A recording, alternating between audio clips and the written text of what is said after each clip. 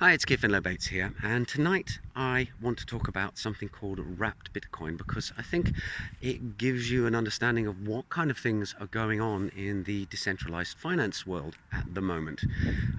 So I'm going to start off at the high level explanation of what WBTC or wrapped Bitcoin is. The idea is that you hold some value on the Bitcoin system because you have some Bitcoins, but you want to use that value on the Ethereum system.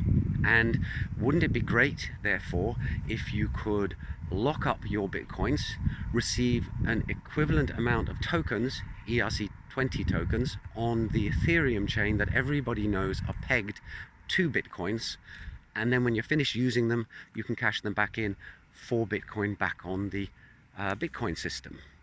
So that's the high-level idea behind it.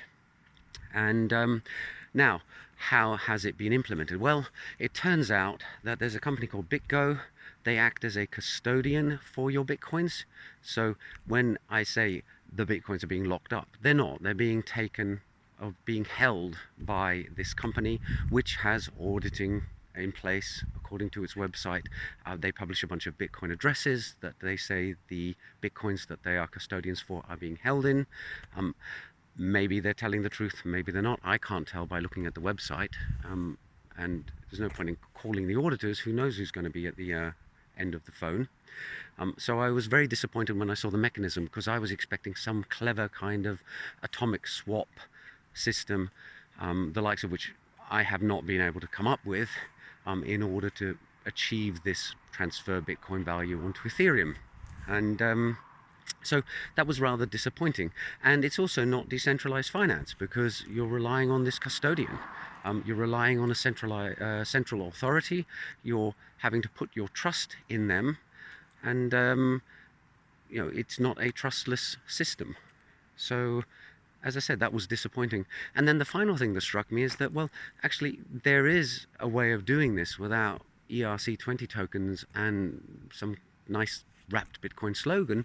You can just sell your Bitcoin on an exchange that has been around for 5, 6, 7 years, is complying with local financial regulation, and use your Bitcoins to buy Ether, the native cryptocurrency of the Ethereum system. So what's wrong with that?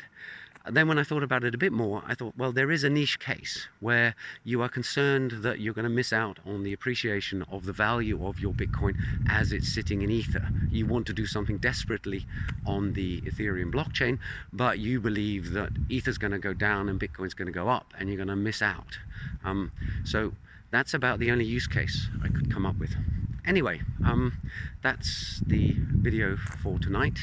Shows you some of the problems I think that DeFi is facing, in that in many cases it's not actually decentralized at all. But I would look forward to hearing what you have to say, what you think. Is my assessment correct or is it wrong? Let me know in the comments below. Bye for now.